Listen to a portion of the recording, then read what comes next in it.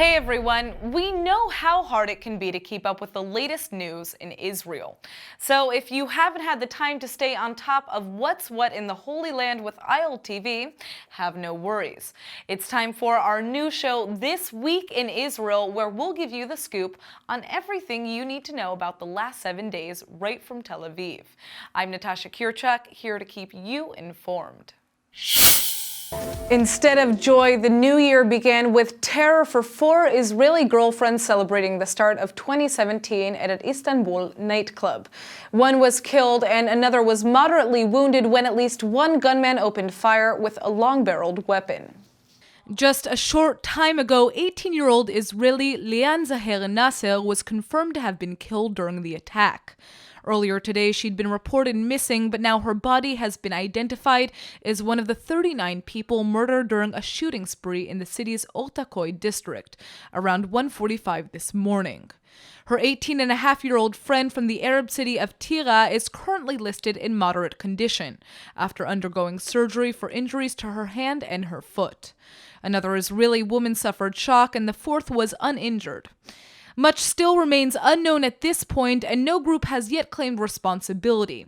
68 others were also hurt in the shooting spree, which some survivors say was carried out by either 1 or 2 gunmen dressed in Santa costumes and speaking Arabic.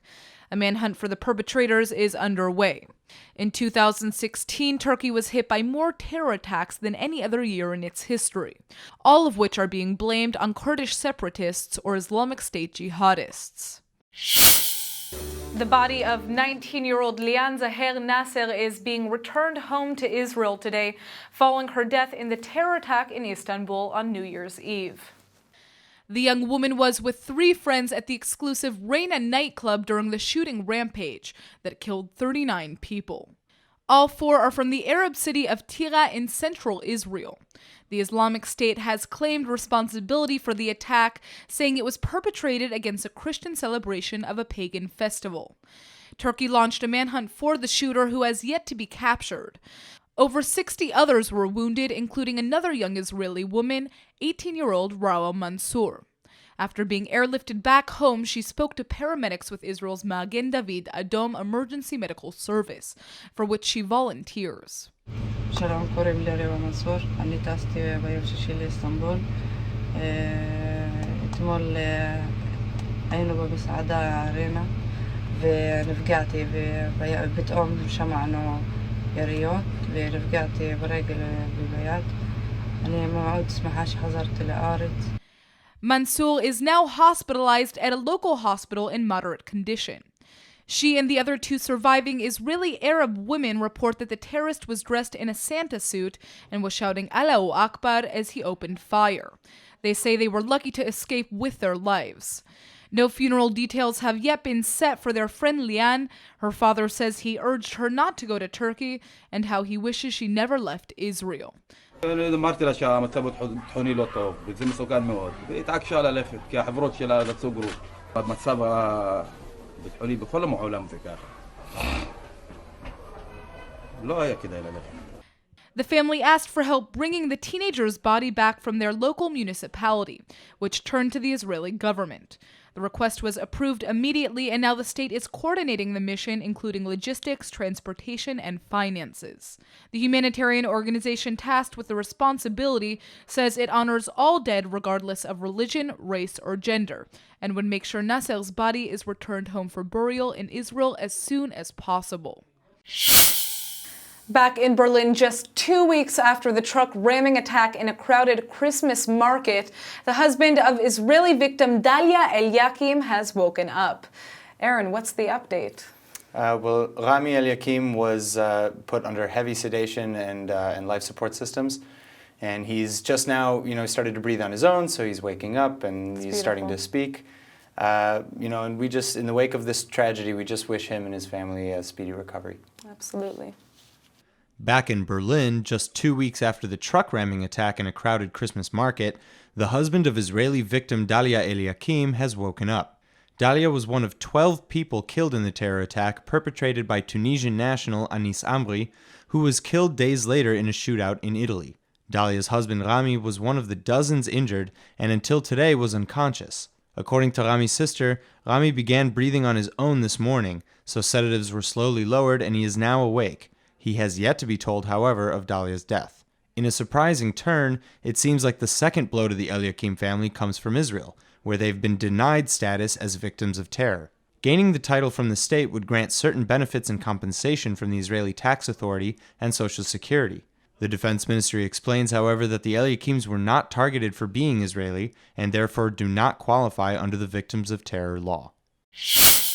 Israel's high-level security cabinet has made a series of unanimous decisions to no longer return the bodies of Hamas terrorists killed during attacks and to launch a new plan of action to secure the release of 2 Israeli civilians and the remains of 2 soldiers being held hostage in Gaza. Despite behind-the-scenes negotiations, the Palestinian terror group has so far refused to return 2 mentally challenged Israeli men, Avraham Mingitzu and Juma Ibrahim Abu Anima, who apparently entered the enclave on their own. Hamas has also rejected all attempts to retrieve the bodies of IDF Staff Sergeant Oron Shaul and Lieutenant Hadar Goldin. Even though the Israeli army has expressed certainty that both young men were killed in the 2014 Gaza war, the Gaza rulers have refrained from confirming their deaths. As part of its campaign to mock the Israeli government's failure and up the price of a prospective exchange, Hamas just published 2 propaganda videos. In one, particularly cynical footage shows a holding of a pretend birthday party for Shaul. The families of both missing soldiers say they approve the increased efforts to secure their son's remains, but express deep disappointment that it's taken so long. Israel often goes to extreme measures to retrieve the bodies of soldiers or those being held hostage. In order to free IDF soldier Gilad Shalit after 5 years of Hamas captivity, Israel released 1,027 Palestinian terrorists from prison in 2011. Turning to national Israeli politics, it looks like the Yesh Atid centrist party would be the biggest winner if elections were held today, which seems to be making many of the ruling coalition partners very nervous. Aaron, what's going to happen? Well, the Netanyahu coalition has got to be pretty nervous right now after the latest polls. And there's a lot hanging in the balance. It really all just depends on how much support the Yesh Atid party can garner. Israel's Interior Minister Aryeh Deri is using the carrot and stick approach towards Yesh Atid, which means there's a future in Hebrew. On one hand, Deri is urging the party's head Yair Lapid to join the Netanyahu-led government in the next election rather than challenge the prime minister for leadership. On the other hand, Deri, who chairs the ultra-right Shas religious faction and is a key member of the coalition, is making it clear that he'd never endorse Lapid as the next Israeli prime minister. The remark indicates the ultra-Orthodox parties would act as a united front to prevent the centrist party from forming government. That's primarily because the religious parties strongly reject Yesh Atid's demand that Orthodox Jewish men be drafted into the army to serve alongside their secular counterparts. The latest polls reflect a major gain in public support for Yesh Atid, raising the 11 mandates it has now to a whopping 27. By comparison, if Israeli elections were held today, Prime Minister Benjamin Netanyahu's governing Likud party would drop to just 23 seats from the 30 it currently holds. Israeli Prime Minister Benjamin Netanyahu is cooperating with a police investigation into suspicions of his conduct while firmly denying any wrongdoing.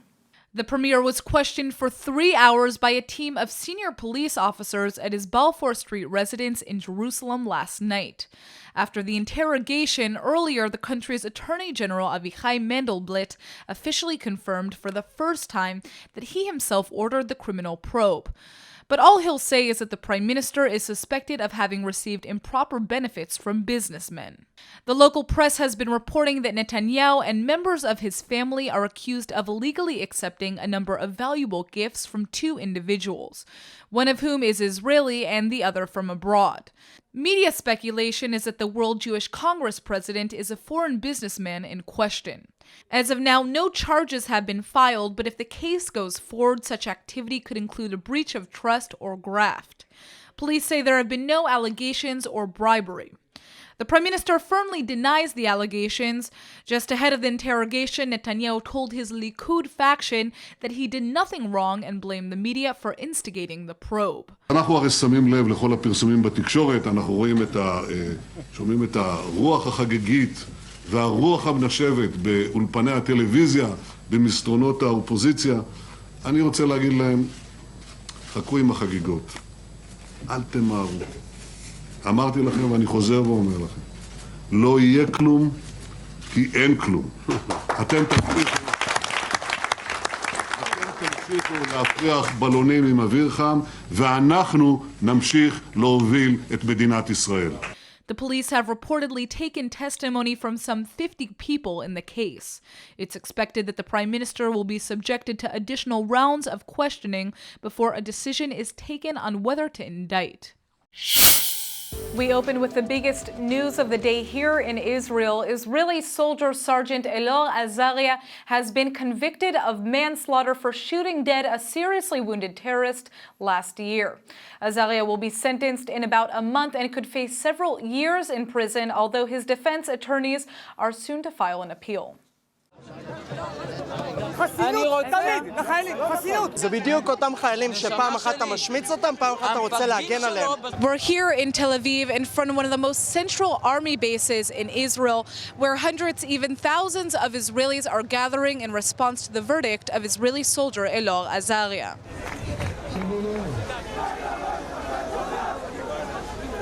Israel has been divided over the shooting incident since it took place last March in the West Bank. 21-year-old terrorists Abdul Fattah al-Shafir and Ramzi Aziz al-Kasrawi stabbed and wounded an Israeli soldier before troops opened fire on them. Kasrawi was immediately killed, but Sharif lay wounded on the ground. Several minutes later, the 19-year-old Israeli soldier Elor Azaria fatally shot Sharif from several meters away, even though he was already neutralized. In Azaria's indictment, prosecutors claim the soldier violated the rules of the military engagement without operational justification. But many Israelis believe Azaria was just responding to what he viewed as a real threat.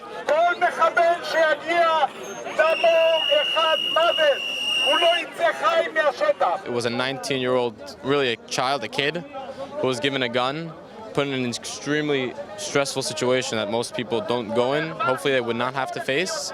In a split second, the man feared for his life, the lives of those surrounding him. He did what he had to do, killed a terrorist. Someone comes to kill me, I'm going to kill him first. Lots of locals believe that Azaria's conviction shows that Israel does not protect its soldiers properly. It doesn't matter the consequences that happen because of the shooting. The government should be supportive, should be behind the soldiers who they send to war.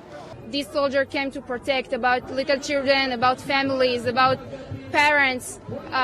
This guy came to do an attack, to hurt about these families. This soldier is a hero. He's innocent, he's a hero.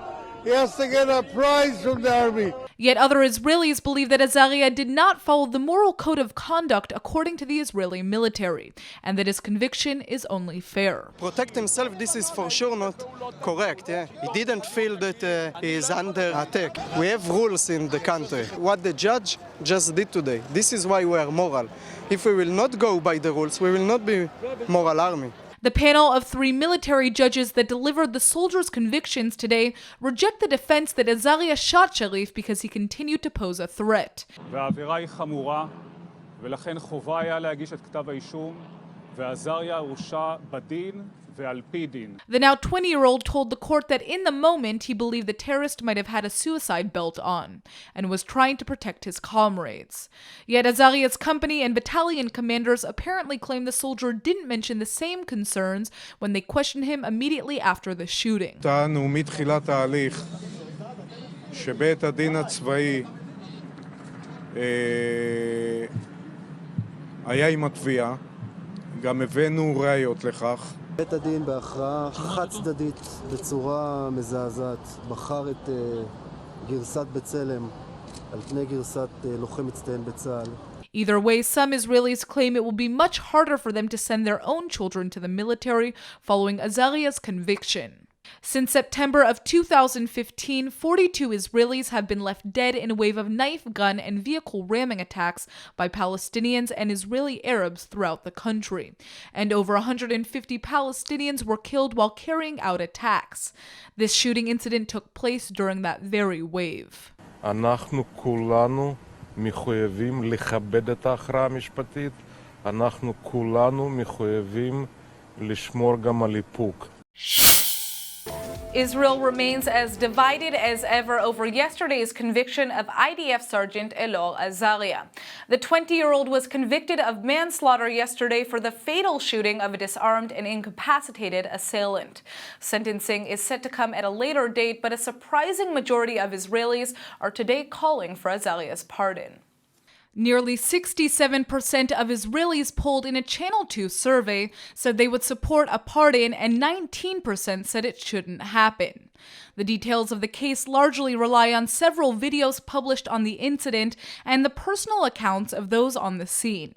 The video shows Azaria shooting terrorist Abdel Fattah al-Sharif on the ground 15 minutes after Sharif had stabbed an Israeli soldier with another accomplice. Azaria claims he thought Sharif was going to detonate an explosive vest, which is why he shot the 21-year-old as he was laying neutralized on the ground after having been shot down by Israeli police forces. Following the guilty verdict, protests have been held across the country, with thousands condemning the outcome and some even making death threats against the judges. Several have been arrested for incitement. But it looks like locals on the street aren't the only ones showing their support for Azaria.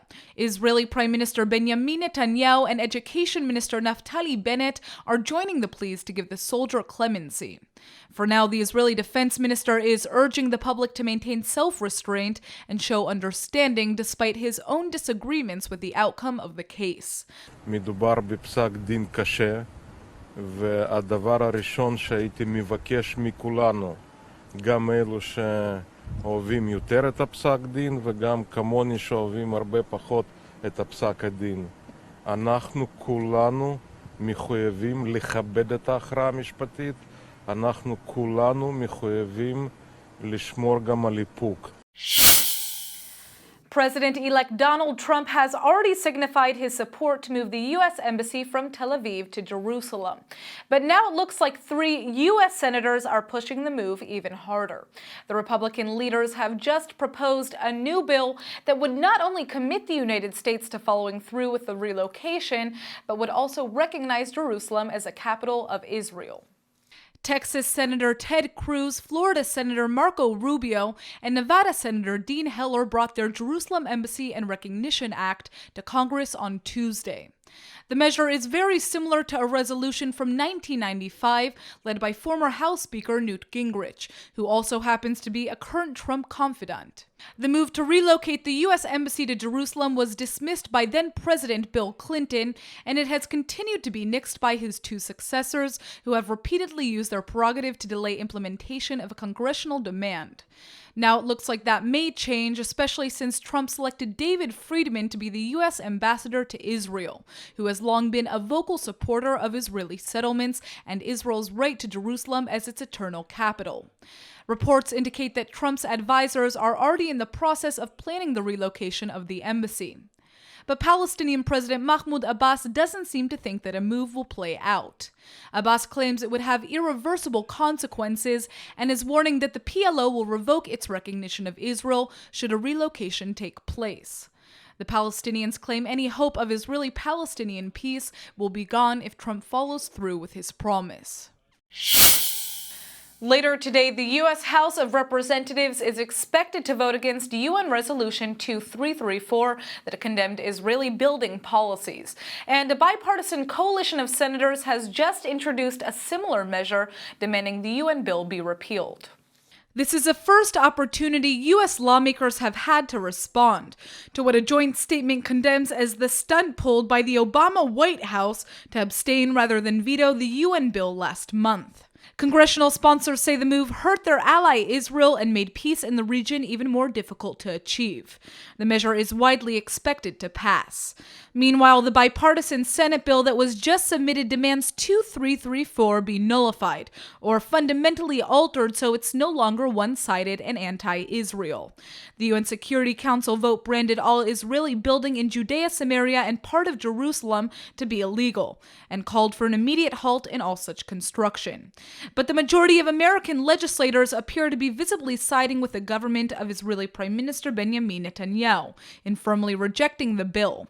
They're also insisting any final status resolution to the Palestinian conflict be negotiated directly between the parties, and that Washington oppose any attempts at imposing a solution proposed at the Paris summit that's set to open on January 15th. By the way, a new poll shows that most Americans really don't care one way or the other about the UN resolution. 36% of those polled say they have no opinion on the matter, followed by 35% who support it, while 28% said they oppose it. Not everything is hard news here in the Holy Land. From medical breakthroughs to archaeological discoveries, this week there's been a lot to celebrate in Israel. Let's check it out. Well, the numbers are in, and we know that as of December 31st of 2016, Israel's population stands at 8.63 million people. According to the Central Bureau of Statistics, the number of citizens in the Jewish state jumped up by 2%, which is equivalent to 167,000 souls. 24,000 of them were Jewish immigrants, 27% of whom came from Russia, 22% from Ukraine, 18% from France, and 10% from the United States. Meanwhile, the stork delivered 181,000 babies to the Jewish state this past year. If we take a look at the figures by ethnicity, we see there are 6.45 million Jews, which is exactly 74.8% of the country. The Arab population is 20.8%, which amounts to nearly 1.8 million people. About 384,000, or 4.4%, are defined as members of other groups. Statisticians say they expect the Israeli population will pass the 9 million mark by the first quarter of 2019, and 10 million by 2025. By the way, when Israel was founded back in 1948, there was an 82.1% Jewish majority, with 716,000 Jews living in the country, along with 156,000 total of those who weren't Jewish. Speaking of security, have you ever dreamed of becoming a secret agent? Well, now's your chance if you meet the criteria to join the world's most renowned intelligence agency, the Israeli Mossad. The organization once recruited new personnel in a highly clandestine manner, but now many people are surprised to open their newspapers to see public advertisements urging them to apply. You can also find the notice on the Mossad's official website. While the campaign is open for male candidates, this is the first time there are specific appeals being issued to women. The agency says it's searching for female agents who possess strength and exceptional character. The text also reads, "We don't care what you've done, we care about who you are." The new intelligence gathering officers will be assigned to the Mossad's operations staff and technological divisions. Girl power already plays a major role at the agency, where about 40% of all personnel are female. It looks like there's going to be a lot more marijuana on college campuses, but it's not for the reason that you think. One Israeli university has just added the formal study of cannabis to its curriculum. There's actually a pretty tough syllabus. Students will learn the history and legality of using medical marijuana. Plus, they'll find out all kinds of interesting facts, like the first person to ever identify the active ingredient of cannabis was a professor from the Hebrew University in Jerusalem, who went on to make even more fascinating discoveries that captivated the world's attention. The course will focus on clinical trials in which cannabis has been effective in a realm of disorders, ranging from pain management for cancer victims, the easing of epilepsy and autism in children, and even help for psychiatric patients. A particular emphasis is placed on the many innovative developments achieved by Israeli startups, including methods to successfully cultivate crops. Anti-drug officials will offer lectures favoring medical applications of marijuana while discouraging any forms of recreational use, which is still illegal in the Jewish state. The course was designed and is being taught by a former senior Israeli health ministry official and is open to students who have completed at least 1 year in the field of medical administration. The topic is already popular on campus, and only 117 students out of the scores who applied could be accepted into the course. That's it for this week's Roundup. Tune in next Friday for our next episode of This Week in Israel. I'm Natasha Kirchak, and thanks for joining us from Tel Aviv.